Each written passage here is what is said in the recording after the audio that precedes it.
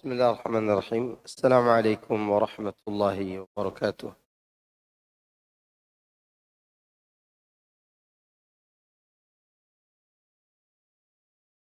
إن الحمد لله نحمده ونستعينه ونستغفره ونعوذ بالله من شرور أنفسنا وسيئات أعمالنا. من يهده الله فلا مضل له ومن يضلل فلا هادي له، وأشهد أن لا إله إلا الله وحده لا شريك له، وأشهد أن محمدا عبده ورسوله صلى الله عليه وعلى آله وأصحابه أجمعين وسلم تسليما كثيرا. أما بعد،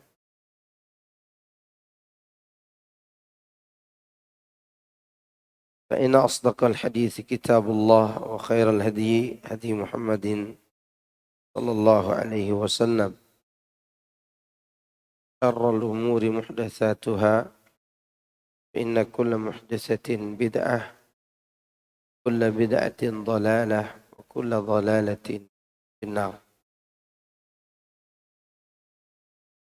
Alhamdulillah, kita memuji Allah Subhanahu wa taala dan juga menyanjungnya atas nikmat kesehatan, nikmat umur panjang, dan nikmat diberikan hidayah dan taufik, sehingga di pagi menjelang siang ini kita bisa berkumpul di sini untuk mentadabburi ayat-ayat Al-Quran.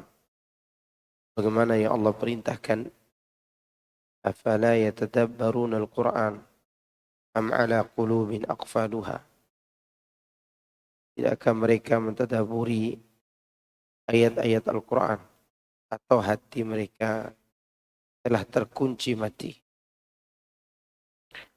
Allah Subhanahu wa taala menyebutkan orang yang tidak pernah mentadabburi ayat-ayat Allah, hatinya akan terkunci. Sebaliknya orang-orang yang mentadabburi ayat-ayat Allah Subhanahu wa taala, maka dia akan mendapatkan karunia dari Allah berupa hidayah. Baik, kita akan memasuki surat Muhammad. Surat ini juga disebut sebagai surat Al-Qital. Ada dua nama. Di antara namanya surat Al-Qital. Al-Qital itu artinya surat peperangan. Dari surat yang menjelaskan tentang kejadian dalam peperangan. Saya akan bacakan dulu ayatnya.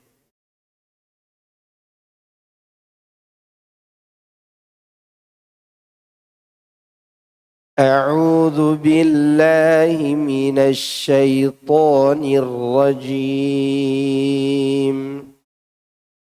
بسم الله الرحمن الرحيم.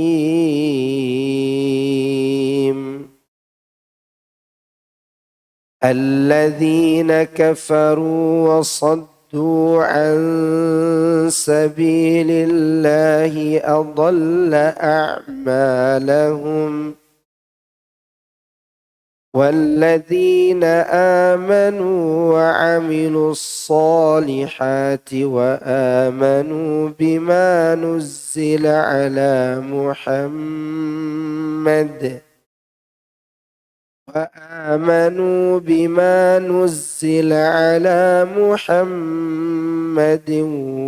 وهو الحق من ربهم كفر عنهم سيئاتهم وأصلح بالهم. ذلك بأن الذين كفروا اتبعوا الباطل وأن الذين آمنوا اتبعوا الحق من ربهم. كذلك يضرب الله للناس أمثالهم. كذلك يضرب الله للناس الناس أمثالهم فإذا لقيتم الذين كفروا فضرب الرقاب حتى إذا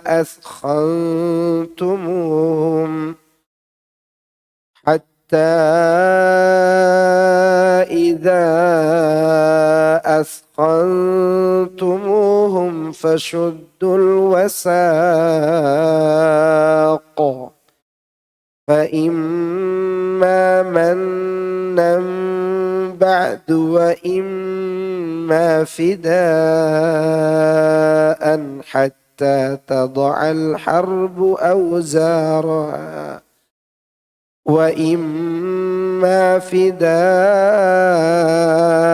حتى تضع الحرب أوزارها ذلك ولو يشاء الله لانتصر منهم ولكن ليبلو بعضكم ببعض والذين قتلوا في سبيل الله فلن يضل أعمالهم والذين قتلوا في سبيل الله فلن يضل أعمالهم سيهديهم ويصلح بالهم ويدخلهم الجنة عرفها لهم يا أيها الذين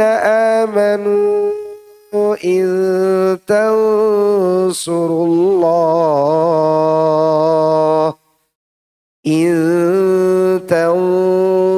الله ينصركم ويثبت أقدامكم الذين كفروا فتعسا لهم وأضل أعمالهم ذلك بأنهم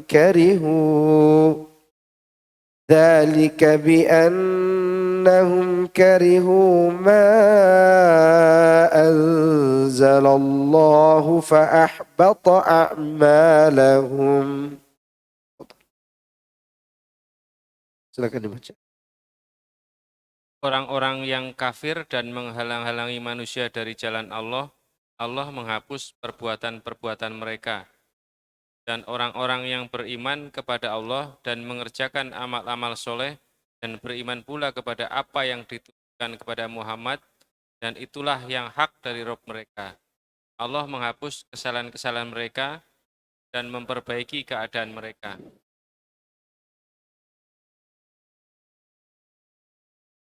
Apabila kamu bertemu dengan orang-orang kafir di medan perang, maka pancunglah batang leher mereka. Sehingga apabila kamu telah mengalahkan mereka, maka tawanlah mereka, dan sesudah itu kamu boleh membebaskan mereka atau menerima tebusan sampai perang berhenti. Demikianlah apabila Allah menghendaki, niscaya Allah akan membinasakan mereka. Tapi Allah hendak menguji bagianmu di bagian yang lain. Dan orang-orang yang gugur di jalan Allah, Allah tidak akan menyia-nyiakan amal mereka. Allah akan memberi pimpinan kepada mereka dan memperbaiki keadaan mereka, dan memasukkan mereka ke dalam surga yang telah diperkenalkannya kepada mereka. Hai orang-orang yang beriman, jika kamu menolong agama Allah, saya Dia akan menolongmu dan meneguhkan kedudukanmu. Dan orang-orang yang kafir, maka kecelakaanlah bagi mereka, dan Allah menghapus amal-amal mereka. Yang demikian itu adalah karena sesungguhnya mereka benci kepada apa yang ditentukan Allah. Lalu Allah menghapuskan pahala-pahala amal-amal mereka.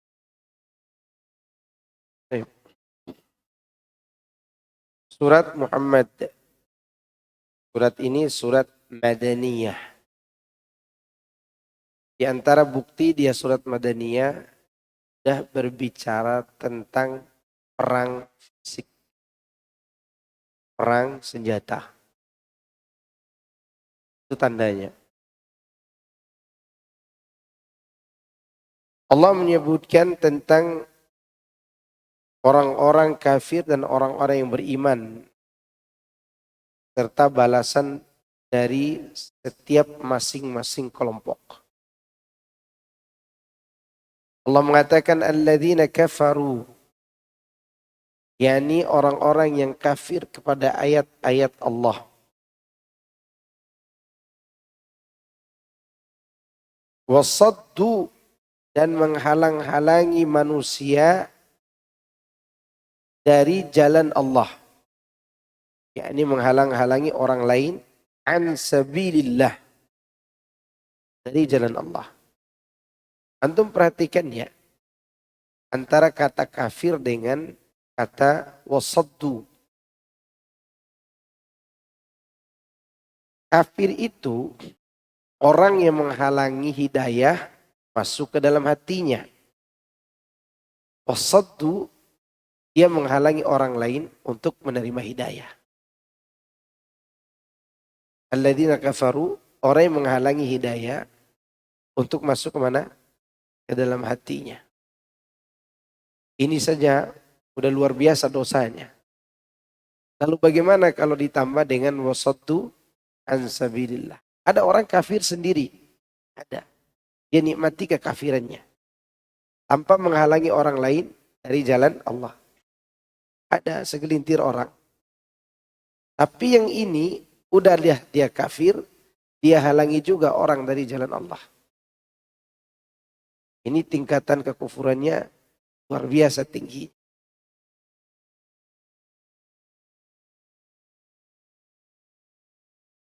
Apa balasannya? Adalla a'malahum. Allah pun menyia-nyiakan amal mereka.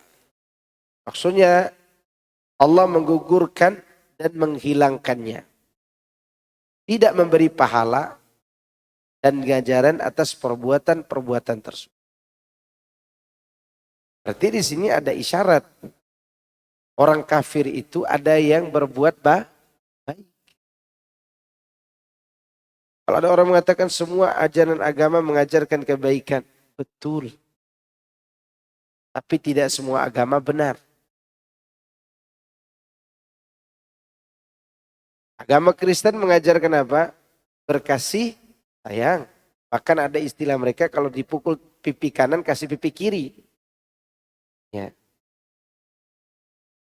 Karena mereka ingin mengajarkan perdamaian. Tapi mereka kufur enggak? Kufur. Adalla a'malahum. Allah sia-siakan. Allah hapus amal kebaikan mereka itu. Sebaliknya, walladzina amanu wa amilus shalihat. Dan orang-orang yang beriman kepada Allah dan mengerjakan amal-amal yang saleh.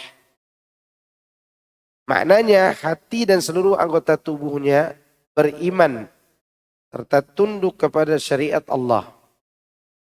Baik secara lahir maupun batin. Contoh lahirnya mengamalkan rukun Islam. Contoh batinnya mengamalkan rukun iman dan yang bercabang darinya.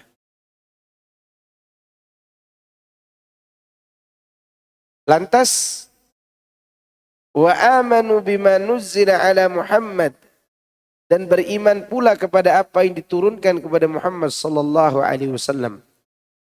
Hal yang khusus disambung kepada yang umum. Seharusnya udah cukup kan? Walladzina amanu wa amilus shalihat sudah cukup.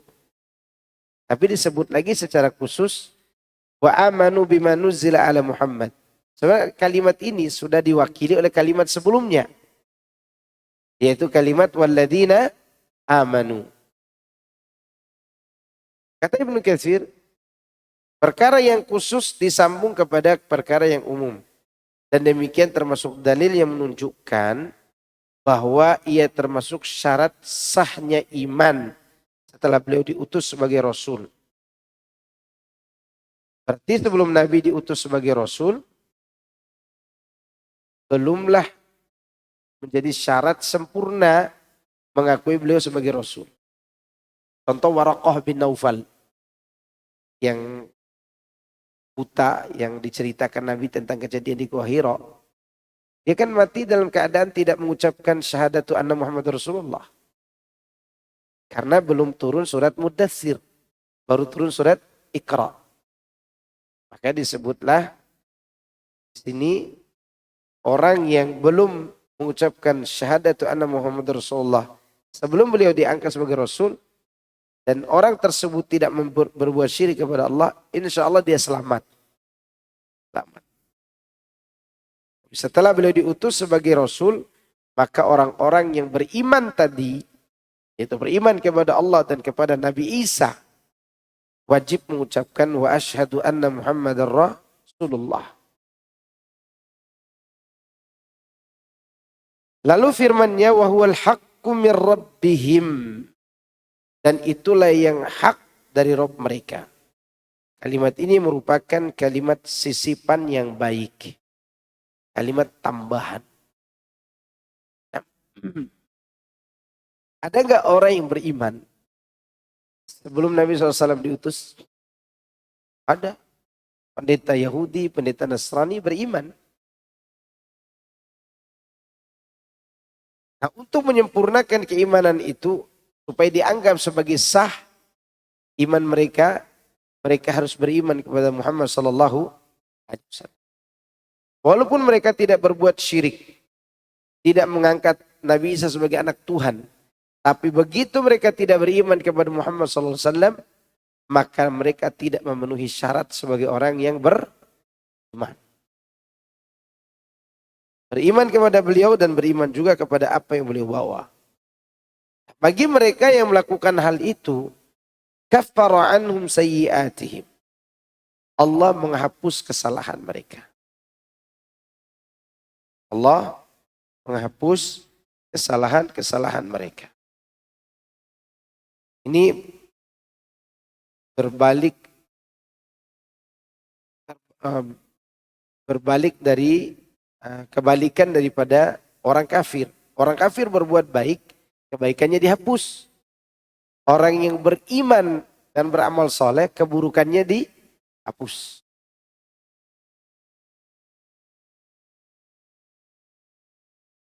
Selain dihapus keburukannya, wa aslaha balahum. Allah juga memperbaiki keadaan mereka. Ibnu Abbas radhiyallahu anhu menerangkan, makna wa aslaha balahum, yakni urusan mereka. Mujahid berkata yaitu kebutuhan mereka diperbaiki oleh Allah. Sementara Qatadah dan juga Zaid bin Aslam menjelaskan balahum artinya keadaan mereka. Ketahuilah semua pendapat itu saling berdekatan. Berkaitan dengan kalimat pada ayat ini terdapat sebuah hadis tentang doa orang yang bersin bagi orang yang mendoakannya. Yahdikumullah wa yuslihu balakum. Sanad dari sini. Alhamdulillah. Antum ucapkan yarhamukallah. Ana ucapkan yahdikumullah wa yuslihu balakum. Jadi tidak hanya meminta hidayah, tapi meminta juga agar diperbaiki keadaan, ucapan, perbuatan, niat, ya. Memperbaiki keadaan.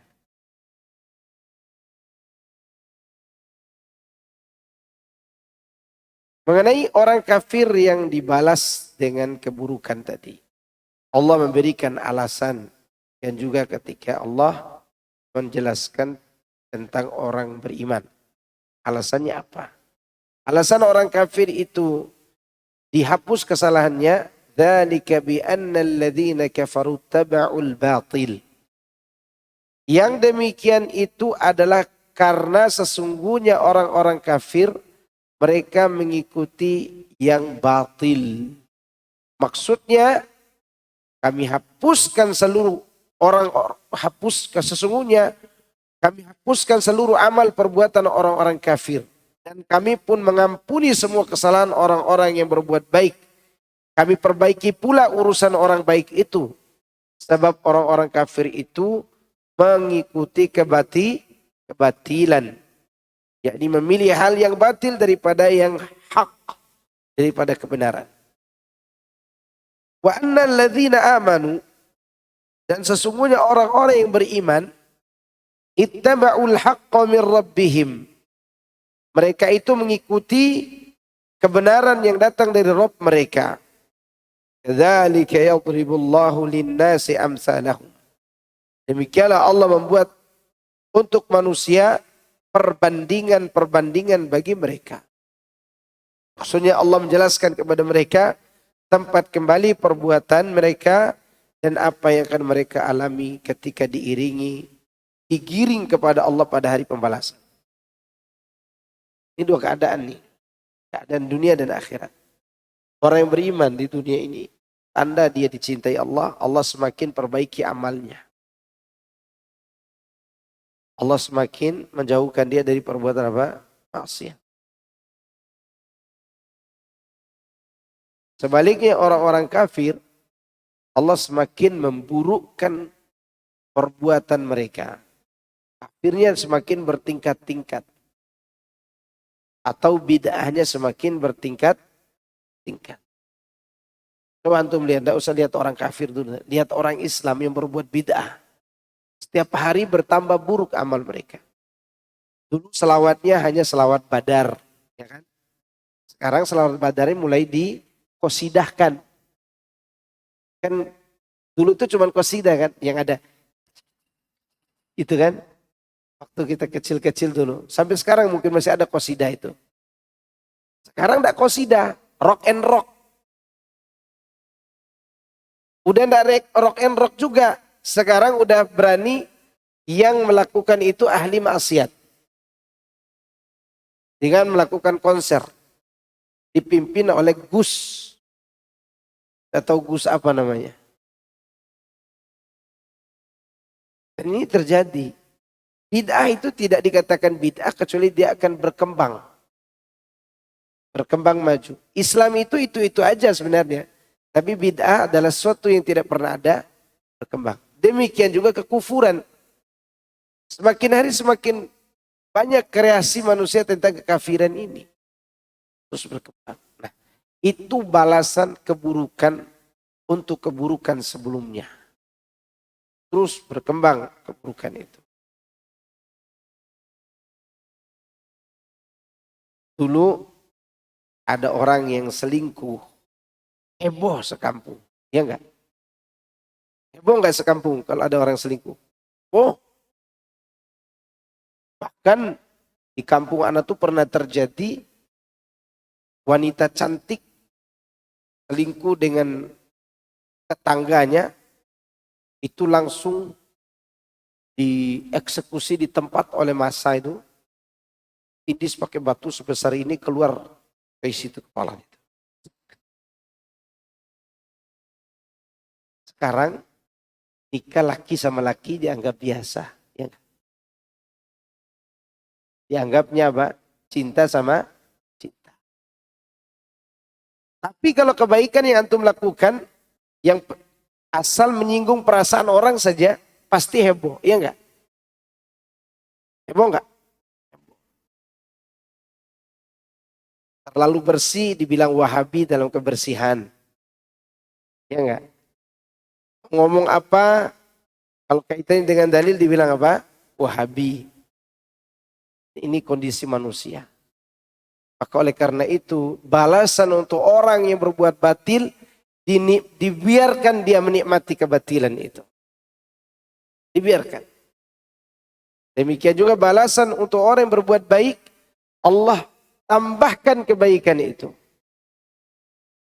Maka disebut wa yuslihu wa aslaha balakum. Allah memperbaiki keadaan mereka. Itu dunia. Akhiratnya yang kafir diazab, yang mukmin diberikan surga. Selanjutnya Allah katakan, sikap orang beriman ketika bertemu orang kafir di medan tempur, siapapun orangnya, harus dipenggal lehernya. Allah, "Idza laqitumul ladzina kafaru fadarbar riqab." Ini kalimat ini kalau antum paham bahasa Arab, Kalimatnya betul-betul tidak ada tawar-menawar. Ketemu orang kafir di medan tempur, potong. Walaupun ayah, iya. Walaupun anak, iya. Walaupun saudara kandung, iya. Yang penting dia di pihak lawan. Udah gak ada tawar-menawar. Ayah. Itu gak ada. Fa'idha laqitumul ladzina kafaru fadarbar. Ini perintah yang disertai dengan penekanan. Ada kata yang dibuang. Kata yang dibuat adalah, yang dibuang itu kata perintah. Fadrib darbar riqab. Itu seharusnya. Fadrib darbar riqab. Penggal sepenggal-penggalnya lehernya itu. Itu maksud. Penggal sepenggal-penggalnya. Tidak ada tawar-menawar. Tapi syaratnya orang kafir itu bertemu dengan kita di mana? Medan perang. Ya, bukan medan yang ada di Sumatera, bukan. Medan perang. Maka disebut fadarbar riqab. Selanjutnya, hatta idza adkhantumuhum fashuddul wasaq. Sehingga apabila kamu telah mengalahkan mereka, maka tawanlah mereka. Dan sesudah itu kamu boleh membebaskan mereka atau menerima tebusan sampai perang berhenti. Boleh membebaskan, boleh menerima tebusan. Contoh, saya lupa nama orang yang dibebaskan Rasulullah SAW waktu perang Badar. Ada seorang, ternyata dia provokator juga nih. Saya lupa betul-betul lupa namanya. Orang ini punya saudari perempuan masih kecil-kecil. Ternyata qadarullah dia ditawan oleh Nabi SAW waktu perang Badar. Dia mohon kepada Nabi, ya Muhammad, aku memiliki saudari-saudari perempuan yang tidak ada tulang punggung untuk memberikan nafkah kepada mereka kecuali aku. Maka bebaskanlah. Nabi dengan ketulusan hati membebaskannya. Ternyata perang Uhud nanti orang ini juga yang tukang komporin. Waktu perang Uhud, singkat cerita, tertangkap juga. Kan waktu perang Uhud itu yang tertangkap hanya kaum kafirin. Orang Islam tidak ada yang tertangkap. Meninggal iya. Di antara yang tertangkap waktu perang Uhud, orang ini, orang yang sama. Dia ngomong lagi kepada Nabi dengan perkataan yang sama waktu perang Badar agar dibebaskan. Apa kata Nabi? Kami ini orang yang beriman, pantang disengat kalajengking di tempat yang sama. Ya. Maka Rasulullah serahkan dia kepada sahabat dan dipotong leher. Itu namanya izzah. Namanya apa? Izzah. Jadi boleh dibebaskan, boleh. Beberapa orang kafir dibebaskan waktu perang Badar karena mereka menebus diri mereka dengan cara mengajar. Mengajar baca. Mengajar apa? Baca. Tebusan untuk bebas. Jika bisa mengajarkan anak-anak di Madinah ini baca, maka orang ini dibebaskan. Waktu itu guru pengajar baca mahal. Karena belum ada ChatGPT. Sekarang guru privat mulai menurun nih. Belum ada AI. Dulu itu berharga orang yang bisa baca itu. Makanya bisa bebas dia dari tawanan perang. Karena dia menebus dirinya dengan sesuatu yang berharga. Di antaranya mengajar baca.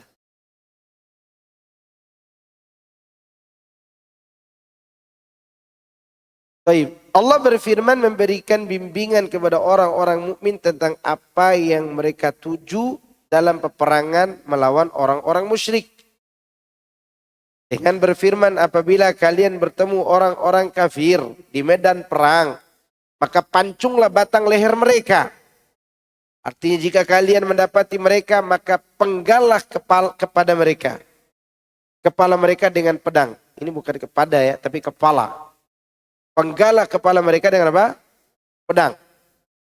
Sehingga apabila kalian telah mengalahkan mereka, maknanya ialah menghancurkan dan membunuh mereka, fashuddul wasaq, maka tawanlah mereka. Yakni para tawanan yang kalian tawan setelah perang usai dan pertempuran berakhir, kalian diberi pilihan perihal keberadaan tawanan itu. Jika kalian menghendaki, maka kalian dibolehkan melepaskan tawanan itu secara cuma-cuma. Dan jika kalian menghendaki, kalian juga boleh meminta tebusan harta dari mereka dan menjadikannya sebagai syarat kebebasan. Yang jelas adalah ayat ini turun sesudah terjadinya perang Badar. Pada waktu Allah Subhanahu wa taala mencela orang-orang beriman atas tindakan mereka memperbanyak tawanan pada hari itu dengan tujuan supaya mereka mampu mengambil tebusan, dan pada hari yang sama mereka tidak banyak membunuh musuh. Oleh karena itulah Allah katakan, maka nalin nabiyyi ayakuna lahu asra hatta yuthkhina fil ardi turiduna aradad dunya wallahu yuridul akhirah wallahu azizun hakim laula kitabun minallahi sabaqa lamassakum fima akhadtum adzabun azim. Tidak patut bagi seorang nabi mempunyai tawanan sebelum dia dapat melumpuhkan musuhnya di muka bumi. Kamu menghendaki harta benda dunia, sedangkan Allah menghendaki pahala akhirat untukmu. Dan Allah Maha Perkasa lagi Maha Bijaksana. Kalau sekiranya tidak ada ketetapan yang telah terdahulu dari Allah, niscaya kamu ditimpa siksaan yang besar karena tebusan yang kamu ambil. Dulunya tidak boleh ambil tebusan. Ya. Ada ulama yang berpendapat bahwasanya ayat yang memberikan pilihan antara pengambilan tebusan atas tawanan atau melepaskannya ini secara cuma-cuma mansukh, dihapus oleh Allah dalam surah At-Taubah, di mana Allah katakan fa idzan sakhal ashhurul hurum faqtulul musyrikin haitsu wajadtumuhum. Bila sudah habis bulan-bulan haram itu, maka bunuhlah orang-orang musyrik di mana saja kamu menjumpai mereka. Lihat ayat-ayat ini saling menasakh. Ayat yang melarang mengambil tebusan dinasakh dengan ayat ini. Ayat surat Muhammad, washuddul wathaq fa imma mannan ba'du wa imma fidaan. Jadi larangan mengambil tebusan sudah dihapus dengan ayat ini. Nah, larangan memberi pilihan untuk membebaskan budak. Membebaskan tawanan perang dihapus dengan surat At-Taubah ayat 5. Artinya sudah tidak ada lagi tawaran untuk dilepas tawanan itu. Dibunuh atau menebus kesalahannya.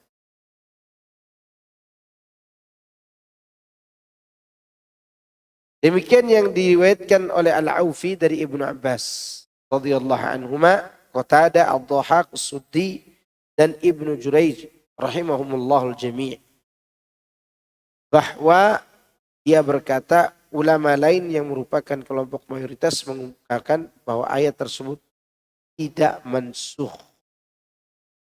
Di ayat yang memberi pilihan itu tidak mansukh menurut mayoritas ulama. Sebagian ulama lain mengemukakan bahwa seorang pemimpin imam hanya diberi dua pilihan, membebaskan tawanan cuma-cuma atau mengambil fidyah, dan tidak boleh membunuhnya. Jadi tidak boleh membunuh tawanan. Ini menurut sebagian ulama. Sedangkan ulama yang lain berpendapat bahwa jika menghendaki seorang pemimpin tersebut boleh membunuhnya. Hal itu didasarkan pada hadis yang menceritakan hukum bunuh yang diterapkan Rasulullah SAW terhadap Nadhr bin Al-Harith dan Uqbah bin Abi Mu'ayth.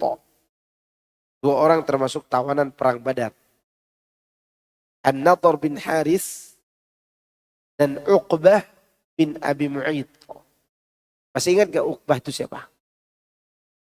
Uqbah ini yang dulunya dermawan. Di Mekah dia seorang dermawan. suka mengundang Nabi untuk makan di rumahnya. Walaupun Nabi sudah berdakwah selama 5 tahun lebih, dia masih berbuat baik kepada Nabi. Gara-gara dia mengatakan kepada Rasulullah, agamamu yang benar, dia pun dimusuhi oleh teman-temannya. Kemudian dia membuktikan bahwa dia itu bukan orang Islam dengan cara menginjak tengkuk Nabi waktu sujud. Dia orangnya. Uqbah. Kena doa juga dia. Ana tarik sedikit ke belakang supaya tahu orang baik itu, orang berjasa itu belum tentu dia benar kalau niatnya buruk. Uqbah ini sekali lagi dermawan, baik. Gara-gara akidahnya rusak, kebaikannya dan kedermawaannya rusak pula. Gara-gara dia undang Nabi ke rumahnya, Nabi tidak mau makan. Karena Nabi tidak mau makan, sebelum dia mengakui kebenaran Islam. Akhirnya Uqbah mengatakan, agamamu benar, wahai Muhammad. Asal kau makan. Maka oleh Nabi, berita tentang ucapan dia itu terdengar ke seluruh orang Mekah. Beritanya sampai dikirim ke Syam. Dia punya teman di Syam yang akan memboikot Uqbah kalau dia masuk Islam. Temannya itu datang dari Syam ke Mekah, tujuannya untuk memperhatikan dan memboikot Uqbah. Terus Uqbah pun merasa sedih karena ditinggalkan temannya ini. Tanya oleh Uqbah, kenapa engkau tidak mau bicara dengan? Dia menjawab, karena engkau telah masuk agama baru, agama Muhammad. Jawab oleh Uqbah, enggak, saya tidak masuk agama baru. Kalau begitu buktikan, kalau kau itu musuh Muhammad, kata temannya. Kata dia buktikan dengan cara apa tadi? Dia injak ini. Nabi lagi sujud. Tengkuk. Ini orangnya, Uqbah. Maka dia waktu perang Badar tawan. Tapi tawanan ini dibunuh enggak? Ya. Umamah bin Usal bertanya kepada Rasulullah SAW ketika beliau berkata kepadanya. Ini mengenai yang ini yang dibunuh. Yang berikutnya yang diberi pilihan untuk bebas. Namanya Umamah bin Usal. Ini orang bikin masalah di saat intelijen dari dua kubu berkeliaran. Jadi ketegangan antara kaum kafir dan kaum muslim di tahun Hijriah itu setelah perang Ahzab. Setelah perang apa? Ahzab. Kenapa? Karena kaum muslimin mengalami kekalahan perang Uhud. Mata dunia, terutama orang-orang musyrik menganggap, oh ternyata Muhammad lemah gitu. Perang Ahzab menaikkan kembali itu derajat kaum muslimin. Setelah perang Ahzab ini terjadi perang yang banyak. Melawan Bani Mustalik, Bani ini, Bani itu. Nah, di saat ketegangan ini, antara selesai perang Ahzab sampai perjanjian Hudaybiyah nanti. Ini bikin masalah nih. Si siapa? Umamah bin Usal.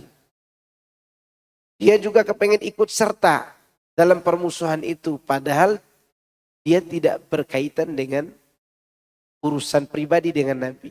Hanya karena ketersinggungan ajaran. Dia dari Yamamah kok, bukan dari Mekah.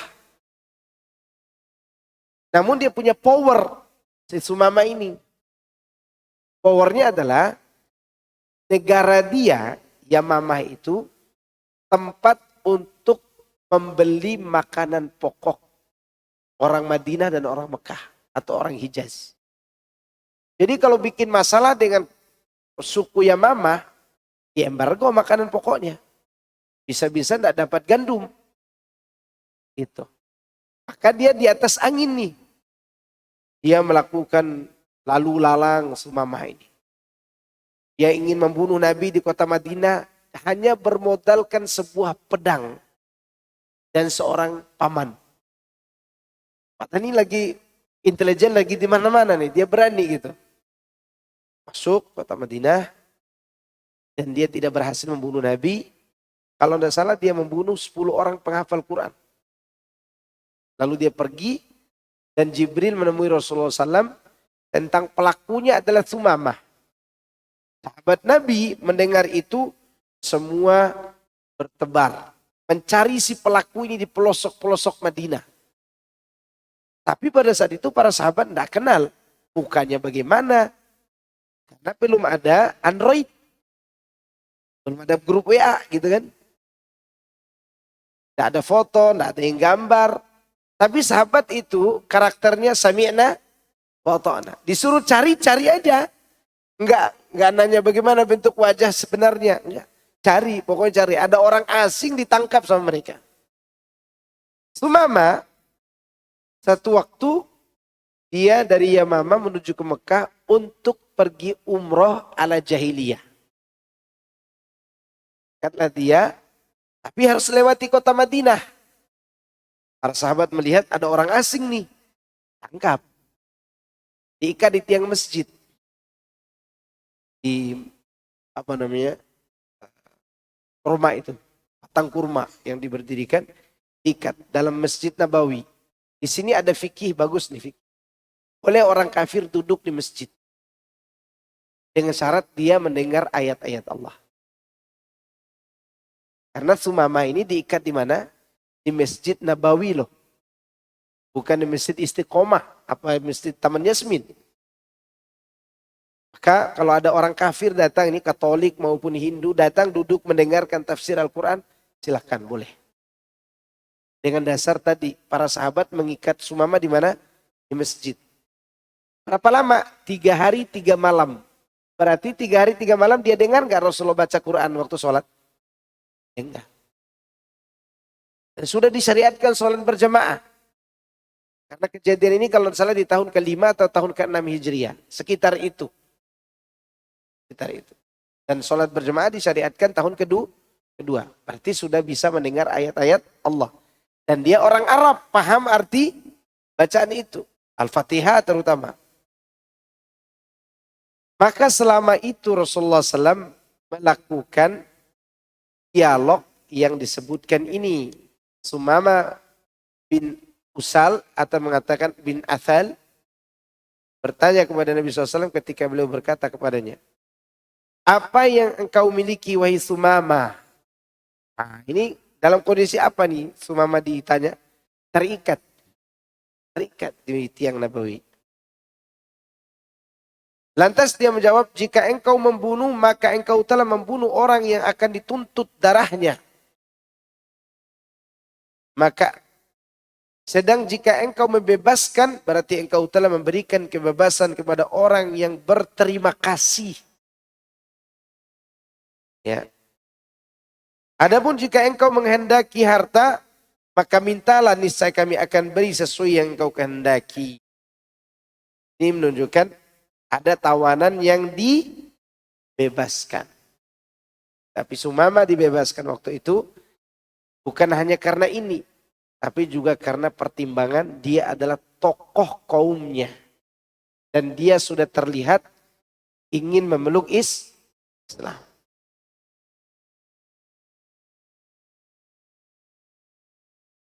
Ini kisah Sumama ya. Di sini dibawakan sepotong. Mau anda lanjutkan dikit? Oke, lanjutkan aja. Supaya nanti antum bisa tidur pulang nih. Kalau enggak bisa tidur nih. Potong aja bawahnya. Jadi Sumama ini dalam waktu 3 hari itu ini aja yang ditanyakan oleh Nabi. Tapi selama itu yang menyuapi makanan di mulutnya Nabi sendiri. Yang meminumkan susu di mulutnya Nabi sendiri. Pemimpin yang melayani tawanan. Sebelum Rasulullah SAW mengikatnya selama 3 hari, para sahabat kan bertanya. Para sahabat ditanya oleh Nabi kan pada saat awal diikat. Kalian kenal orang ini? Enggak. Para sahabat, tidak ada yang kenal. Inilah orang yang kita cari yang namanya Sumama. Umar langsung, aku aja yang potong ya Rasul. Ini udah disiapkan di pedang nih. Semua sahabat minta izin untuk memotong lehernya karena ini pahala. Potong leher bayangkan. Maka Rasulullah menahan. Nah, oleh Rasulullah SAW karena beliau juga tidak sembarangan membunuh orang. Ini ada kaitannya dengan politik global juga. Kaitannya dengan apa? Orang banyak.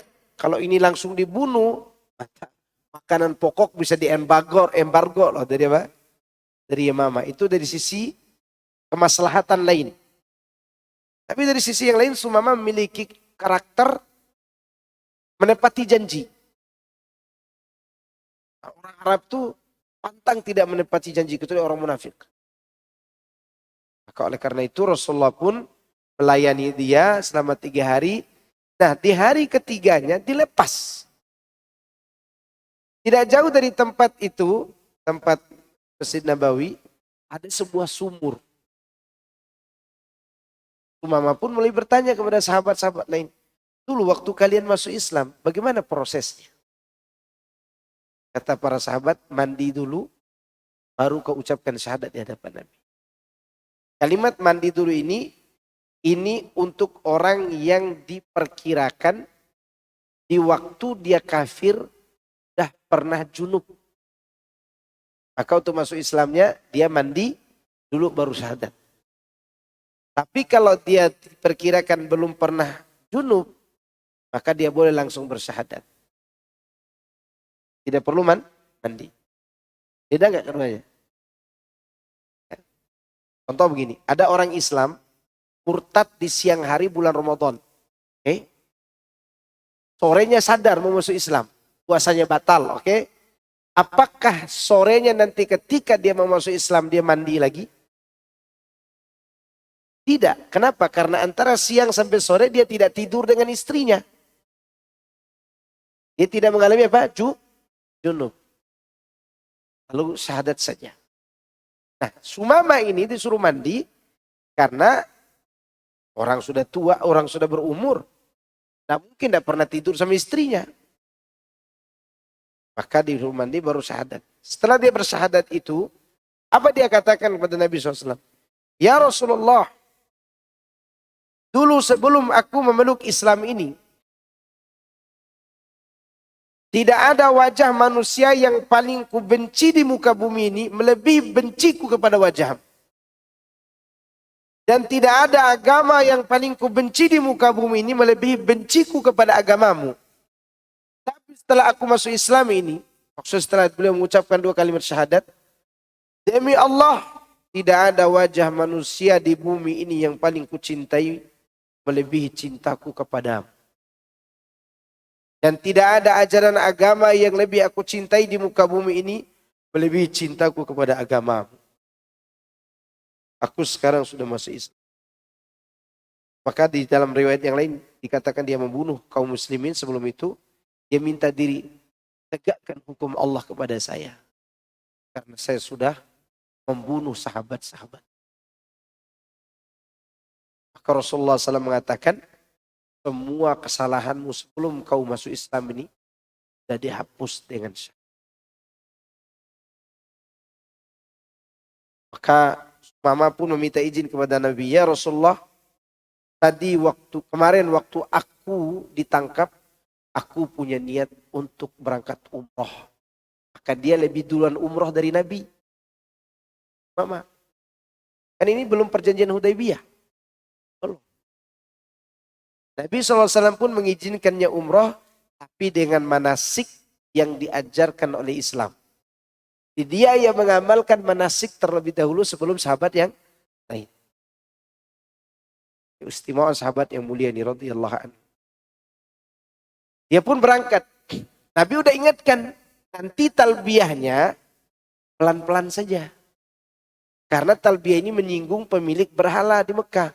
Labbaik Allahumma labbaik. Labbaik la syarika laka labbaik. Innal hamda wan ni'mata laka wal mulk. La syarika lak. Itu dia ucapkan. Tidak henti-hentinya. Hatta di hadapan pembesar-pembesar Quraisy. Bayangkan. Di hadapan pembesar Quraisy. Dia mengatakan. Labbaik Allahumma labbaik. Kalau ada yang bertanya kepada antum. Siapa yang pertama kali berani mengucapkan labbaik Allah? Umamah. Ini dulunya preman, sekarang menjadi jagoan. Gara-gara labbaik Allahumma labbaik hampir dia mati. Maka kalau kita pergi umroh, meremehkan kalimat itu, ada nyawa yang hampir tercabut gara-gara kalimat itu. Nyawa siapa? Sumamah. Dia katakan labbaik Allahumma labbaik. Didengar oleh orang musyrik, digebukin. Hampir mati di depan Ka'bah. Lalu tokoh-tokoh Quraisy mengatakan, jangan kalian bunuh orang ini. Ini pembesar Yamamah. Kalau kita bunuh dia, tak dapat makanan pokok. Nah itu kekuatan dia tuh. Dia mendapatkan pertolongan Allah dari situ. Sisi politik ekonomi namanya. Maka dia dibebaskan, pulang menemui Rasulullah SAW, dia ceritakan dia digebukin. Nabi pun mengingatkan, kan sudah saya ingatkan. Maka dia bilang kepada Rasul, ya Rasulullah, jika kau mengizinkan, aku tidak akan mengirim makanan pokok ke Mekah biar mereka mati kelaparan semua. Nabi mengatakan tidak begitu. Karena di sana masih ada anak-anak dan wanita dan orang-orang lemah. Seandainya diizinkan waktu itu, ya sudah tidak ada orang Islam di Mekah. Karena udah mati duluan nenek moyangnya. Khawatir kelapa. Itulah Rasulullah SAW. Dan itulah sosok Sumamah bin di negeri dialah muncul nabi palsu yang bernama Musailamah Al-Kadzab. Maka ketika dia berdakwah di negerinya pada waktu itu hanya sedikit yang masuk Islam. Karena ada nabi palsu di Yamamah. Namanya Musailamah Al-Kadzab la'natullah alaihi. Baik, itu cerita Sumamah. Agar antum nanti ketika taruh bantal nyenyak itu. Tapi Imam Syafi'i menambahkan. Di mana dia mengemukakan. Seorang imam diberi pilihan. Yaitu antara membunuh tawanan. Atau membebaskannya. Atau meminta tebusan dari para tawanan tersebut. Masalah ini telah kami uraikan secara panjang lebar. Dalam ilmu furu' cabang agama. Ini perkataan siapa? Imam Syafi'i. Dan kami telah kemukakan masalah tersebut dalam kitab kami Al-Ahkam. Walillahi ta'ala alhamd wal minnah. Hanya untuk Allah segala puji dan puja. Ya. Jadi ini pendapat yang disimpulkan Ibnu Katsir. Pendapat madhabnya. Karena Ibnu Katsir bermadhab Syafi'i. Di pemimpin boleh menawan, tawanannya boleh dibunuh, boleh dilepas, dan boleh dimintai apa? Maka waktu perang Khaybar, ada tawanan dibunuh nggak waktu perang Khaybar? Perang Khaybar. Perang yang menegangkan. Karena bentengnya itu namanya Khaybar ya. 1, 2, 3, 4. Berbenteng-benteng. Sampai terakhir menghancurkan benteng Wadil Qura. Agak ngeyel nih Wadil Qura. Saat itu Rasulullah SAW menang. Dan di antara yang ditawan adalah Sofia binti Huyai dan suaminya. Suaminya dibunuh apa dibiarkan hidup? Dibunuh. Karena dia tawanan yang ngeyel. Disuruh kasih tahu mana harta milik Bani Quraidah. Dia katakan saya tidak tahu. Udah diketahui ini pengkhianat nih. Coba siapa yang mau ngurus? Diuruslah oleh ada seorang sahabat yang saya lupa namanya selain Muhammad bin Maslamah. Sahabat ini betul-betul tega. Kalau menyiksa orang, orang itu pasti bicara. Betul-betul disiksa sama sahabat itu. Aku, enggak aku, saya bakar. Betul-betul dibakar dadanya. Nyalakan api, bakar dadanya. Suaminya si Sofia tadi. Kalau sahabat itu ngaku dia ada di situ. Dapat 1. Ada 2, bukan 1. Dia katakan, karena tidak mau ngaku yang kedua kalinya. Kata Muhammad bin Maslamah, sini kan orangnya. Biar aku selesaikan saja nih orang. Dibunuhlah dia. Oleh Muhammad bin Maslamah. Sofia ditawan. Kenapa dia tidak dibunuh? Karena jenis tawanan yang ini tidak untuk dibunuh. Maka ketika Rasulullah lihat Sofia, diberikan kepada siapa? Kepada suku yang lain, bukan untuk diri dia. Tapi begitu Nabi dibisikkan oleh seorang, ini wanita terhormat, bapaknya pejabat, Huyai, pemuka Yahudi, tidak pantas untuk orang lain, ini pantasnya untuk engkau ya Rasul. Sofia mendengar itu senang, dia ditawan oleh siapa? Rasulullah SAW. Seharusnya Sofia dendam gak? Kenapa tidak dendam? Ada yang masih ingat gak? Yang sekali saya lupa kopi taruh di sini. Dalam. Dan dosa Pak. Pak duduk. Masya Allah. Kenapa Sofia tidak dendam? Ada dua sebab. Sebab pertama, dia merasakan pengkhianatan ayah dan paman dan suaminya kepada Taurat. Karena Sofia ini sejak kecil selalu mendengar cerita Muhammad melalui Taurat. Dan Muhammad SAW datang, mereka khianati pula. Tidak terima Sofia sebenarnya. Jadi 7 tahun lamanya dia menunggu untuk masuk Islam ini. Sejak ayah dan pamannya berkhianat. Itu sebab pertama. Sebab kedua, kenapa dia tidak sedih meninggal suaminya? Suaminya pernah menampar dia sebelum peperangan. Ditampar Sofia itu sampai biru pipinya sebelah oleh suaminya. Kenapa ditampar? Termakan cemburu. Cemburu sama siapa? Cemburu kepada Rasulullah SAW. Karena Sofia itu nggak tahu menahu cerita tentang mimpi. Di hadapan suaminya. Suamiku, semalam aku mimpi, rembulan jatuh di pangkuanku, kata dia.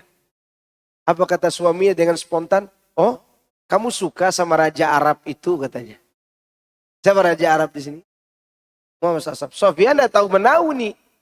Dia hanya membicarakan mimpi di hadapan suaminya. Ternyata suaminya juga mengerti bahwa yang dimaksud adalah dia akan menikah dengan Rasulullah SAW. Maka ketika diserahkan kepada kabilah lain, Sofia tetap kembali kepada Rasulullah SAW. Maka rembulan yang dia mimpikan itu berada pula di bangkuannya. Maka dia tidak dendam. Islamnya Sofia bagus. Dia menjadi ummul mukminin, ibu kita semuanya. Kita punya ibu dari kalangan Yahudi, siapa? Sofia binti Huyai. Sofia binti Huyai. Nah, itu dia. Oleh karena itu, tawanan perang itu ada yang dibunuh, ada yang tidak dibunuh. Akhirnya Sofia mengikrarkan keislamannya karena dia mukminah, Nabi membebaskannya, tunggu masa idahnya, lalu setelah itu beliau menikahi siapa? Sofia. Dengan senang hati Sofia dinikahi oleh Rasulullah sallallahu alaihi wasallam.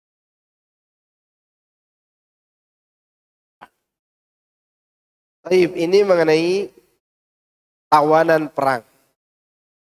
Dan kami telah kemukakan masalahnya dalam kitab Furu'. Oke. Dan firman Allah, hatta tadha'al harbu auzaraha. Sampai kapan saling baku hantam itu? Yaitu sampai peperangan berhenti. Mujahid berkata, sehingga Isa putra Maryam turun. Jadi peperangan itu tidak akan berhenti sampai sepanjang zaman sampai datang siapa? Isa bin Maryam. Yang mana terakhir peperangan nanti antara pengikut Dajjal dan pengikut Imam Mahdi. Dan diturunkan Nabi Isa sebagai pelengkap daripada orang-orang yang akan memerangi Dajjal. Dan hanya dia yang bisa membunuh dan Mujahid mengambilnya dari sabda Rasulullah SAW. La tazalu ta'ifatun min ummati zahirina 'ala al-haqq hatta yuqatila akhiruhumud dajjal. Akan senantiasa ada satu golongan dari umatku yang menjunjung tinggi menampakkan kebenaran sehingga orang-orang terakhir dari mereka akan memerangi Dajjal. Imam Ahmad rahimahullah meriwayatkan dari Walid bin Abdurrahman al-Jarashi rahimahullah, dari Jubair bin Nufair rahimahullah, dia bercerita bahwa sesungguhnya Salamah bin Nufail pernah memberitahu mereka Dia pernah datang kepada Rasulullah sallallahu alaihi wasallam lalu beliau berkata, aku telah menambatkan kuda, meletakkan senjata, dan perang pun telah usai.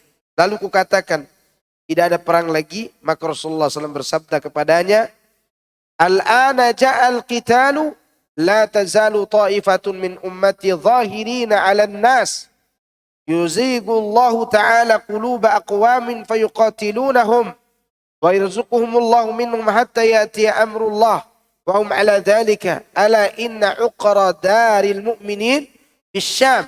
Wal khailu ma'qudun binawasiha. Al khairu ila yaumil qiyamah.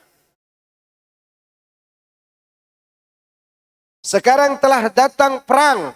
Waktu Nabi SAW meletakkan senjata, seakan-akan sudah selesai perang nih. Tapi Nabi SAW mengatakan lagi kepada sahabat itu, sekarang telah datang peperangan. Akan senantiasa ada golongan dari umatku yang muncul untuk membela umat manusia. Di mana Allah memalingkan hati beberapa kaum. Lalu mereka pun memerangi kaum tersebut. Sementara Allah memberi rezeki kepada mereka. Sehingga datang urusan Allah akan hal tersebut. Ketahuilah, sesungguhnya pusat wilayah tempat tinggal yang dijanjikan bagi orang-orang mukmin ialah wilayah Syam. Di mana? Sedangkan kebaikan itu terikat di kepala-kepala kuda sampai hari kiamat.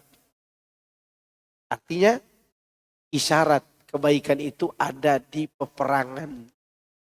Ketika terjadi peperangan antara kaum muslimin dan kaum kafir. Jadi nanti akhir zaman jemaah sekalian, sebagai tanda akan kemunculan Dajjal, terjadi dulu tumpah menumpahkan darah antara muslim dengan Banil Asfar. Banil Asfar itu orang yang berkulit putih kemerah-merahan. Kalau sekarang mungkin Rusia, Eropa. Ya. Saat itu tidak ada permusuhan antara orang Madinah dengan Banul Asfar. Tentunya ini teknologi sudah tidak ada lagi. Udah tidak ada lagi motor, apalagi motor X-Max, tidak ada lagi. Udah tidak ada ustadz yang datang pakai motor ke pengajian.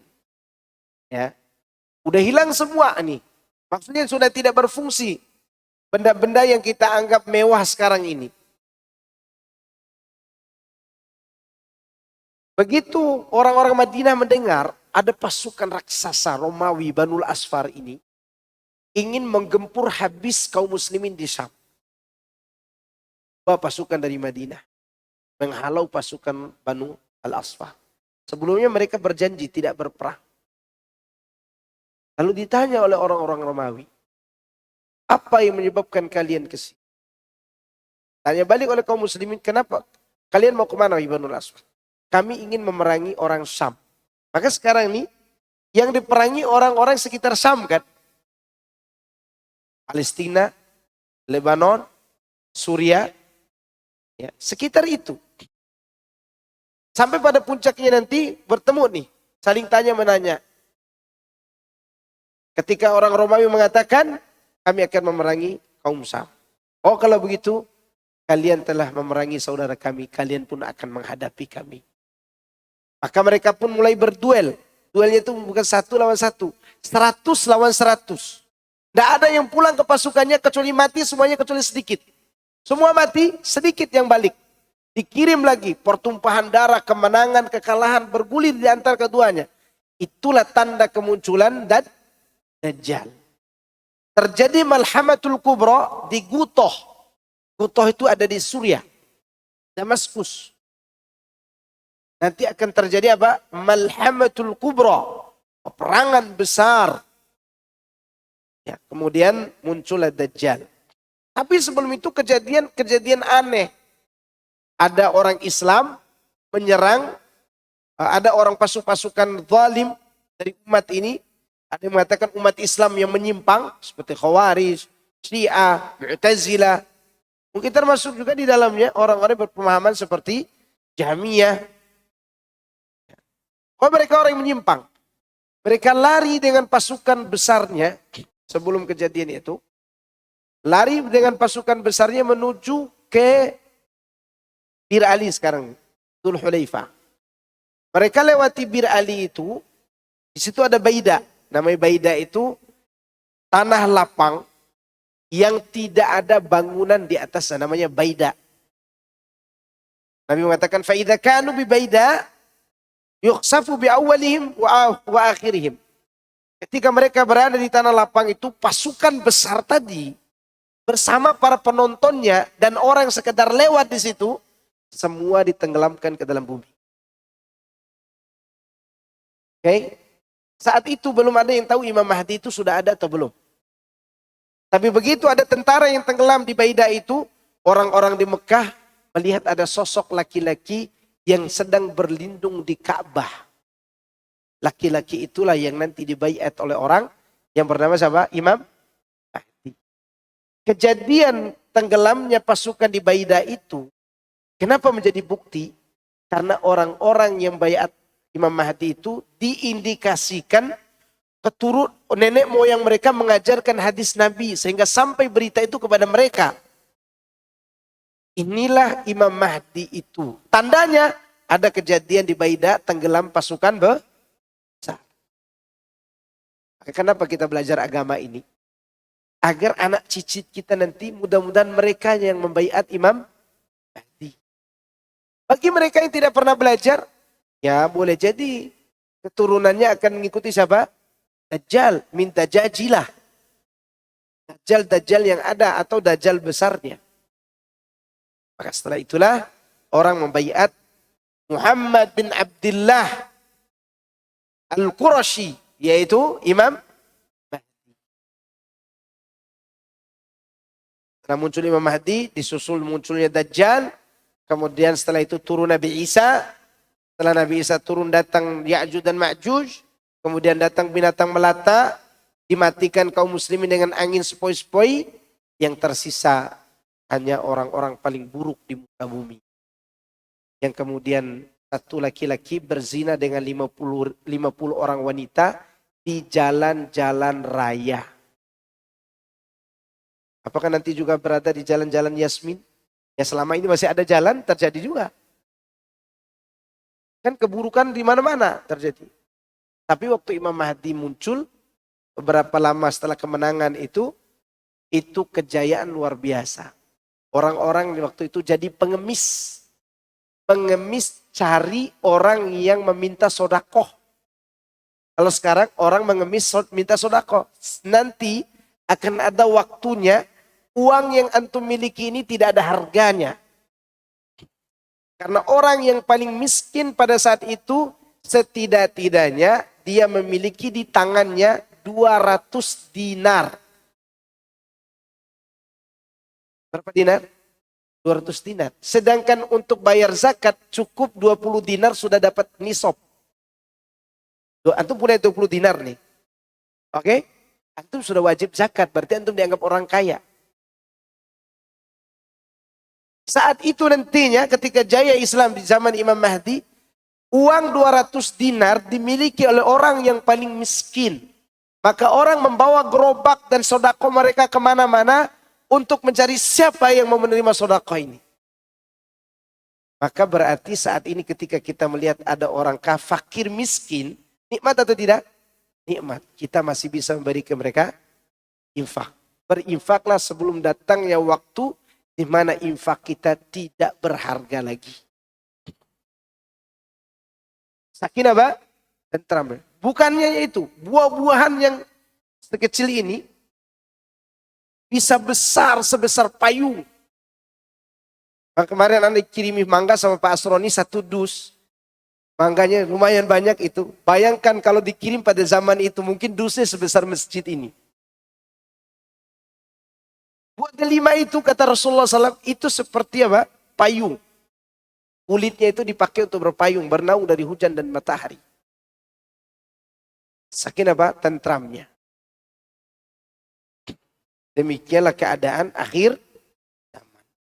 Nah, muncullah sampai pada puncaknya nanti di mana rezeki kaum muslimin berada di ubun-ubun kuda mereka. Artinya mereka berjihad. Peperangan tidak berhenti sampai kapan? Sampai terakhir membunuh siapa? Pasukan Dajjal. Ketika Nabi Isa turun. Hal tersebut memperkuat pendapat yang menyatakan ayat di atas tidak dinasakh. Seolah-olah Rasulullah SAW menetapkan hukum ini dalam perang. Sehingga tidak ada lagi perang. Maksudnya bukan begitu pemahamannya. Seakan-akan setelah Rasulullah selesai perang, udah tidak ada lagi perang. Seakan-akan begitu. Tapi ayat ini menceritakan perang itu akan berhenti sampai kapan? Sampai mendekat hari.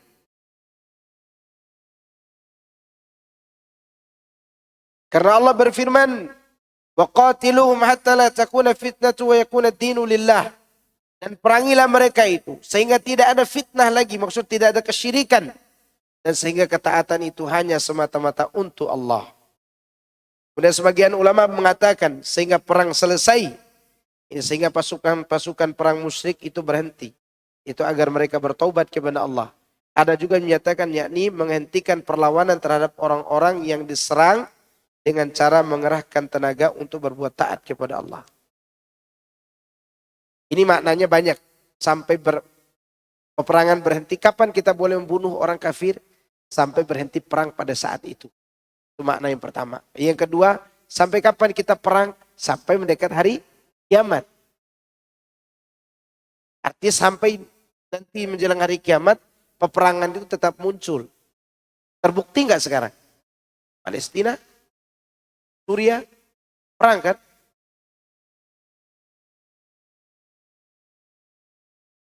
Kemudian selanjutnya Allah katakan yang demikian itu. Apabila Allah menghendaki, niscaya Allah akan membinasakan mereka. Yani maksudnya, jika Allah mau, niscaya dia akan menimpakan azab dan juga siksaan dari sisinya terhadap orang-orang kafir sebagai hukuman dari sisinya. Artinya Allah bisa. Sekarang orang kafir dihabisi bisa nggak? Bisa. Tapi apa? Kenapa Allah tidak melakukan hal itu? Jawabannya, walakin akan tetapi Allah hendak menguji kamu, sebagian kamu dengan sebagian yang lainnya. Itu menunjukkan bahwa jihad itu ibadah atau tidak? Ibadah. Kalau ibadah ikuti siapa? Rasul, bukan ikuti Imam Samudra. Ikuti Rasulullah SAW. Artinya justru dia mensyariatkan kepada kalian jihad dan perlawanan terhadap musuh untuk menguji kalian. Lagian peperangan juga termasuk jalan yang ringkas untuk menuju kepada surga. Mati syahid, antum tidak ditanya dalam kubur. Orang yang tidak ditanya tentang siapa Tuhanmu, apa agamamu, siapa Rasulmu, orang mati syahid. Maka disebut dengan apa? Fitnatul qabri. Dan yang selamat dari fitnah kubur, orang yang mati syahid.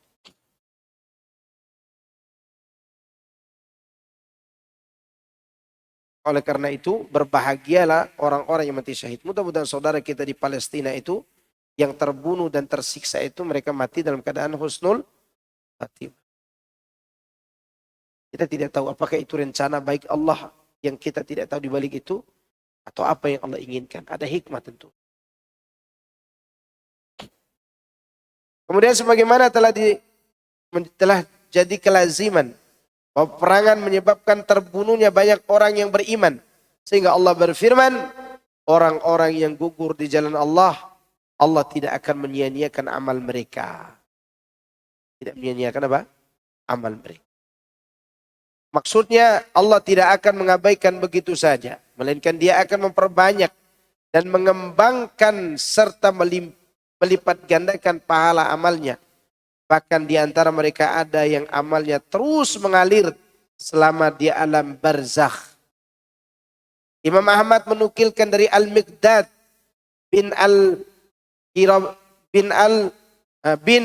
Ma'di Karib Al-Kindi radhiyallahu anhu. Dia bercerita bahwa Rasulullah SAW bersabda, "Inna lisyahidi indallahi sitta khisalin an yughfara lahu fi awwali duf'atin min damihi wa yura maq'adahu minal jannah ويحل حلة الإيمان ويزوج من الحور العين ويجار من عذاب القبر ويأمن من الفزع الأكبر ويوضع على رأسه تاج الوقار مرصع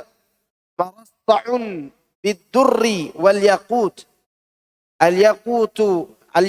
الياقوتة منه خير من الدنيا وما فيها ويزوج 72 زوجة من الحور العين ويشفع في 70 insanan min aqaribihi. Banyak sekali ini diborong semua oleh orang yang mati syahid. Allah, kata Rasulullah SAW, sesungguhnya orang yang mati syahid di sisi Allah memiliki 6 keutamaan. Kita harus punya niat mati syahid. Harus punya niat. Harus punya niat juga jihad. Tapi jangan serampangan ya. Sembarangan juga jihad itu tidak boleh. Tapi niat jihad yang syar'i boleh. Bahkan harus. Pertama, diampuni dosanya pada percikan pertama dari keluar darahnya. Kedua, diperlihatkan tempatnya di surga. Ketiga, dihiasi dengan perhiasan iman. Dinikahkan dengan bidadari. Dijaga dari azab kubur.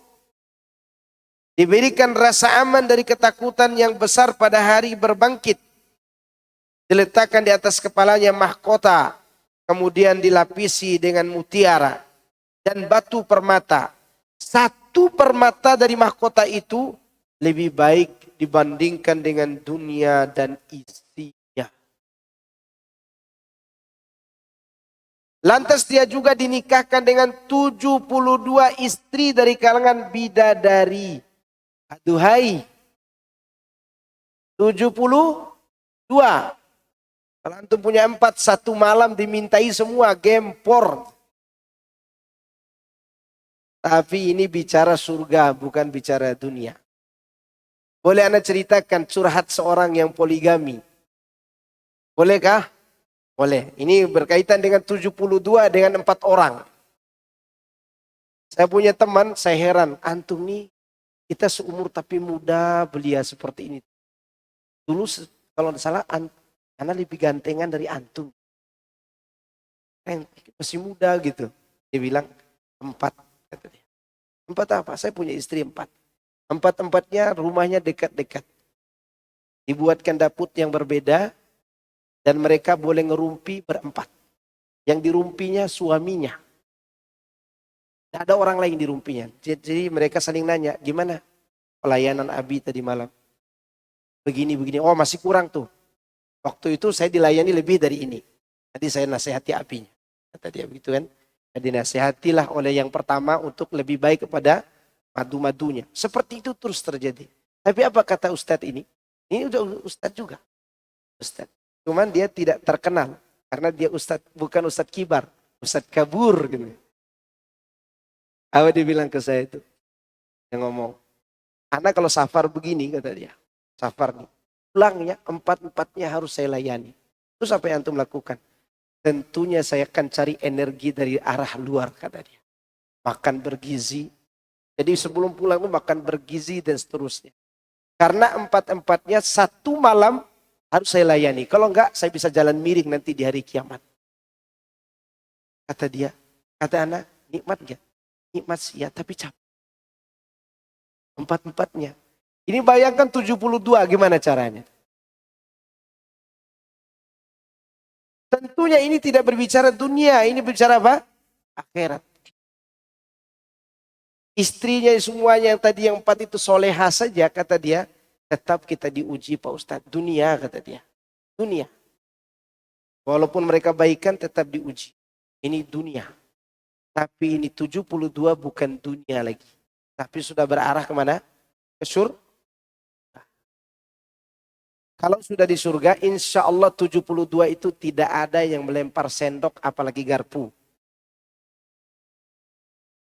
Ibnu Qayyim menyebutkan sebenarnya bidadarinya 70. 2 orang tuh yang mana? 2 orang tuh istri dia yang soleh di dunia. Soleha di dunia. Jadi 2 itu tambahan dari dunia. Dibuat hurun in. Kan di sini sebut apa ini? sab'un, disebut yuzawwaju itsnatain wa sab'ina zawjatan minal huril in. Antum tahu huril in itu apa? Wanita tercantik di surga. Ada disebut wa kawaiba atroba. Ini tidak akan hilang keperawanannya untuk selama-lamanya. Ada disebut hurun ini lebih cantik lagi. Berapa orang? 72. Duanya tambahan dari dunia. Duanya tambahan dari dunia. Maka oleh karena itu jemaah sekalian, orang mati syahid itu banyak bonusnya. Maka jangan remehkan saudara kita yang ada di mana? Di Palestina. Boleh jadi mereka sudah duluan ke surga dibandingkan dengan kita yang setiap hari pulang dari kajian ini melewati ibu-ibu yukensi meketek Pak Ustaz. Melewati perbuatan maksiat, ya enggak? Mungkin seperti itu Allah menolong mereka. Dan kita disuruh berjuang di tengah-tengah apa? Fitnah. Ini menunjukkan orang yang mati syahid itu jangan pernah diremehkan. Bahkan Rasulullah menyebutkan dia akan memberi syafaat kepada 70 orang dari kaum kerabatnya. Semoga Allah Subhanahu wa taala menjadikan kita minasyuhada dari kalangan orang-orang yang mati syahid. Luar biasa ya pahalanya orang mati syahid. Pantas para sahabat itu antusias pergi perang. Para sahabat itu tidak ada katakan Rasul, besok aja ya saya perang. Enggak ada. Enggak ada mereka ngomong begitu. Ketika Bilal bertakbir perang, pengantin baru pun tinggalin istrinya. Tinggalin. Ada seorang sahabat, dia nggak tahu ini ada perang hari ini. Pengantin baru, dia lagi bersetubuh dengan istrinya. Namanya pengantin baru. Gak saja kan di awal-awal kan. Ya kalau udah usia kita senja ya. Begitu dia lagi berhubungan dengan istrinya, dengar suara perang. Perang! Cabut. Mungkin itu istilah cabut tuh sampai ke Indonesia ini. Belum keluar. Belum selesai, belum sempurna hubungan dengan istrinya. Cabut. Tapi dia sudah wajib mandi. Qadarullah mati di medan perang dalam keadaan junub. Mati dalam keadaan junub karena dia junub tadinya dimandikan oleh malaikat jasadnya. Padahal orang yang mati syahid sudah tidak dimandikan. Tapi jasadnya dimandikan oleh siapa? Para malaikat. Lihat.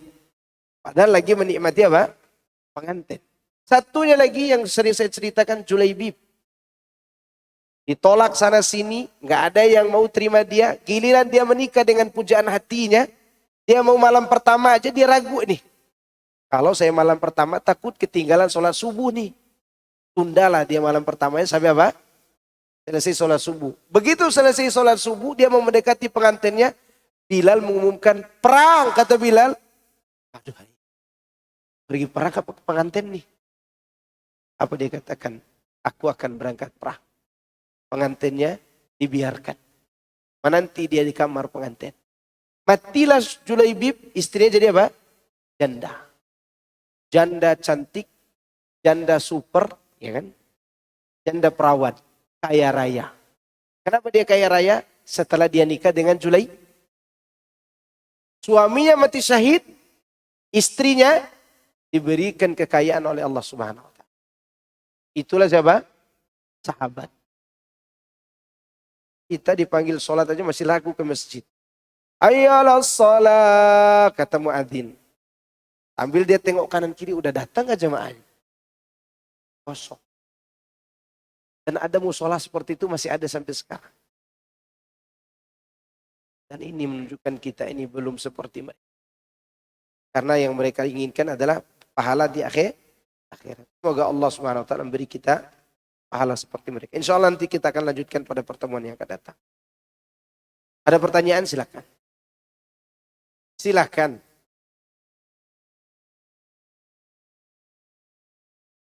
Assalamualaikum warahmatullahi wabarakatuh. Waalaikumsalam. Ini kan tadi Pak Ustadz menyebutkan bahwa surat Muhammad ini adalah peperangan. Nah, sedangkan surat sebelumnya kan At-Taubah. Itu surat peperangan juga. Apa perbedaan? Dua surat. Tidak ada perbedaan. Kedua Assalamualaikum surat itu warahmatullahi berbicara wabarakatuh. tentang perang. Cuman menceritakan perang yang berbeda-beda. Ada yang menceritakan perang secara umum, ada yang menceritakan perang tertentu. Ya, perang Uhud, perang Badar, itu diceritakan. Dan semua surat peperangan ini turun setelah tahun kedua Hijri. Baik, Anda bacakan dulu pertanyaan ibu-ibu ya. Assalamualaikum Ustadz, Afwan bertanya. Pada kondisi koma dan sudah tergantung alat kesehatan hidup.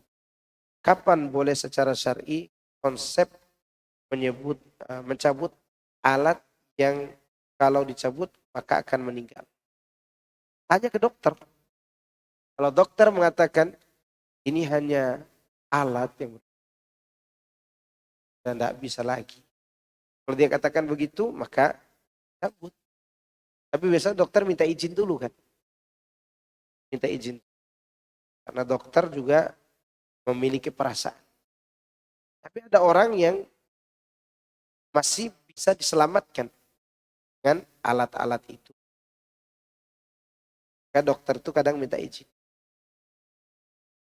Dan terkadang setelah dicabut alat, ada orang bisa bertahan hidup. Bertahan hidup. Karena punya teman namanya Pak apa namanya. Tapi meninggal kemarin, akhir 2023. Di 2009, dokter-dokter itu memvonis dia, ini udah tidak ada harapan untuk hidup. Supaya meringankan beban biaya untuk keluarga 2009 itu, dibawa pulang aja.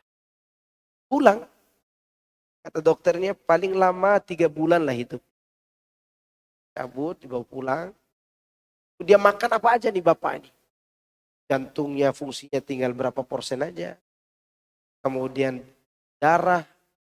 Kemudian apa lagi ya. Nah, dia tidak bisa duduk, dia berbaring aja. Tapi 2009, dokter-dokter yang memvonis dia itu, 3 atau 4 bulan kemudian pada mati dokternya. Mati, betul-betul mati betul. Dia hanya hidup dari 2009 sampai 2023. Anak kalau ke rumah dia, kan anak ke rumah dia setiap hari Senin begini. Pulang ke rumah dia, pulang ngobrol sama dia. Mau mengambil ibrah dari kehidupan orang ini. Kata dia, dan begitunya lagi kan jantung nih. Kalau dia jamu anak, jamu pakai ketoprak yang ada kacangnya. Harusnya orang asam urat ini udah boleh makan kacang kan. Ini jantung loh. Makan. Mati Ustadz, anak udah divonis mati, saya harus makan apa aja ini. Begitu. Tapi setiap ketemu, saya selalu bacakan Quran. Karena dia memang itu yang tujuan kita ke sana. Bacakan Quran, teman dekat. Dia bilang, Ana alhamdulillah kasih oleh Allah. Ana ini orang yang playboy. Dan Ana bisa menghasilkan uang sebulan itu 200 juta dalam kondisi seperti ini. Apalagi saya lagi sehat. Boleh jadi kalau Ana sehat seperti Ustadz. Gitu, Ana bisa berbuat. Orangnya ganteng putih. Pada tahun 2023 itu dia juga dipakaikan alat yang sama yang dipakai 2009. Nah, ketika dokter mondar-mandir ketemu keluarganya ada anak di situ. Gimana Pak Ustadz? Cabut nggak? Tanya keluarga Pak dokter. Jangan tanya. Saya hanya menghadiri kawan saya. Kata keluarganya gimana Pak Ustadz? Bapak ibu yang punya. Anak juga tidak bisa beri. Bukan hanya kalian yang akan kehilangan. Kami juga akan kehilangan. Tapi dokter itu terus mengatakan ini tidak seperti kasus 2009. Ya sudah tidak ada harapan sama sekali. Karena bengkak semua badannya. Obat itu udah membengkakkan tubuhnya kalau dicolek dikit. Apa namanya? Ya terkelupas. Maka dicabutlah dan wafat. Dan kami yang sholatkan waktu. Kalau begitu kondisi. Tapi ada orang masih bisa bertahan hidup. Itu harapan. Tapi setelah dicabut bisa ditahan hidup. Bagaimana hukum safar wanita serta bagaimana kondisi sekolah Islam secara umum yang masih mewajibkan anak wanita untuk camping keluar kota menginap di kemah. Bukankah ini melanggar? Ya ini dilema ini sekolah-sekolah sunnah ini. Tidak tahu ya siapa yang membolehkan, siapa yang fatwakan boleh. Ya. Ini melanggar syariat. Anak wanita tidak boleh. Saya dulu pernah mengeluarkan anak saya Mawaddah itu dari salah satu sekolah dia waktu SD. Karena ada camping yang dianggap oleh sekolah tidak safar. Tapi saya berpendapat safar. Anak saya keluarkan, saya bayar. Bahkan saya tetap bayar. Asal anak saya jangan ikut. Ternyata gara-gara anak saya tidak ikut camping terus, ada teguran, ya udah dikeluarkan. Anak keluar. Dan sekolah homeschooling. Ini menunjukkan bahwa tidak boleh camping sana kemari. Kenapa tidak dilakukan saja di sekolahnya untuk anak perempuan? Biasanya juga mereka menawarkan ke bapaknya ikut. Tapi kan biaya lagi. Hidupnya di sana bagaimana? Makan, minum. Ini melanggar syariat. Wanita safar itu dia menurut kaedah yang berlaku ya, kaedah dalam dua madhab, misalnya madhab Syafi'i, jika kondisi safar itu wajib dan tidak bisa kewajiban itu ditunaikan kecuali harus safar, maka itu dibolehkan dengan syarat aman dalam perjalanan. Aman, betul-betul aman, ketat keamanannya. Aman dari bukan hanya dari perampok, dari para playboy yang akan menggodanya di jalan. Hati-hati juga itu. Anak-anak, apalagi anak-anak perempuan, anak perempuan yang pubertas itu, siapa yang duluan menggoda dia jatuh hati. Atau kakek-kakek yang menggodanya. Hati. Makanya terjadi asusila antara guru dengan murid. Gimana hukum tips kepada tukang sampah yang sudah secara uruf seluruh tetangga memberi, walaupun mereka sudah dapat bulanan. Bulannya dari siapa dulu nih? Bulanan dari perumahan misalnya, developer. Maka untuk memberikannya tanya dulu ke developer. Kan developer yang memiliki mereka, bukan mereka miliki sendiri. Karena uang itu dikembalikan ke developer yang menggaji mereka. Hukumnya tidak boleh asalnya. Tanya dulu ke pihak yang mempekerjakan para pemungut, pengambil sampah. Itu ditanyakan. Kalau mereka boleh kan boleh. Atau kami membawa jamaah ini, bimbing umroh, anak kan pembimbing. Berarti anak bekerja untuk travel. Biasanya jemaah-jemaah kasih uang tips kepada anak. Maka saya tanyakan dulu ke travel. Kan travelnya berbeda-beda nih. Gimana uang tipsnya? Apakah dilaporkan dulu ke perusahaan? Iya, nanti saya laporkan uang. Laporkan uang tips. Ini uang tipsnya. Saya kembalikan dulu kepada kalian. Kalau mereka tidak berikan kepada kita, itu hak travel, bukan hak kita. Karena anak dipekerjakan dan sudah ada insentif dari mereka. Tapi kalau travel, pihak owner yang mengatakan, uang tips apa saja untuk pembimbing dan mutawif silahkan diambil. Nah itu halal. Halal. Ditanyakan kepada yang mempekerjakan dan menggaji. Tapi ada pertanyaan enggak?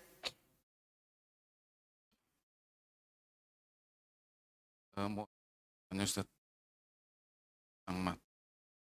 betulkah Ustaz ada sebuah hadis yang mengatakan bahwa barang siapa seorang dan dia tidak pernah memiliki niat Iya, mati jahiliyah. mati dalam keadaan jahiliyah dan mati dalam bangsa kan? Iya. Apakah betul? Iya, betul. Kalau Ada memang hadis. ada seperti Kita berniat, tetap niat dalam hati kita. Ini lagi bahas ini untuk membangkitkan niat itu. Bangkitkan. Sedang membangkitkan itu. Makanya sering baca sejarah. Sejarah. Baca sejarah itu susah hilangnya. Kalau antum baca sejarah, baca kitab sejarah ini. Dan lebih kental baca sejarah perang para sahabat itu daripada nonton film kartun. Kita baca sejarah. Jadi itu membangkitkan niat kita untuk apa? Berjihad. Itu caranya. Sama seperti orang yang mau umroh. Baca tentang umroh. Sama seperti orang yang mau sholat, baca tentang sholat. Sebelum melakukannya sudah ada apa? Itu cara kita berniat. Tapi kalau kita sedikit-sedikit menyalakan jihad, ada sifat munafik dalam hati. Gara-gara perlakuan teroris, jihad pun disalahkan. Itu ibadah. Seharusnya bukan hanya jihad yang disalahkan kalau dilakukan oleh teroris. Teroris sholat nggak? Sholat. Kita menyalahkan sholat juga kalau begitu. Enggak seperti itu. Jihad tetap harus ada. Orang yang berniat jihad itu bukan teroris. Dan saya sering ditanya oleh teman-teman anggota tentara dengan kita yang menjaga di perbatasan perang untuk menjaga kedaulatan. Rubah niat, jaga kedaulatan untuk kemaslahatan umat Islam dan manusia secara umum. Itu dapat pahala jaga. Maka boleh jadi teman-teman kita yang aparat yang ditembak mati oleh EPM itu, mereka juga mati syahid karena kita tidak tahu niat mereka. Di antara mereka banyak bertanya kepada Ustadz. Waktu Anda tinggal di mana waktu itu? Rumah Anda itu sering didatangi aparat jam 12 malam, 2 malam, konsultasi kadang ada. Yang saya tangkap basah malam-malam itu anak keluar, niat. Akhirnya. Tanya tentang masalah itu juga. Niat jihad. Ada lagi pertanyaan? Cukup ya? Ya. Assalamualaikum warahmatullahi wabarakatuh. Waalaikumsalam. Saat ini orang-orang kafir kebaikan, tapi kebaikan itu akan terhapus. Manakala orang kafir itu tobat, apakah tetap kebaikan akan dihapus atau bagaimana? Terima kasih. Tidak, kebaikan tetap dicatat.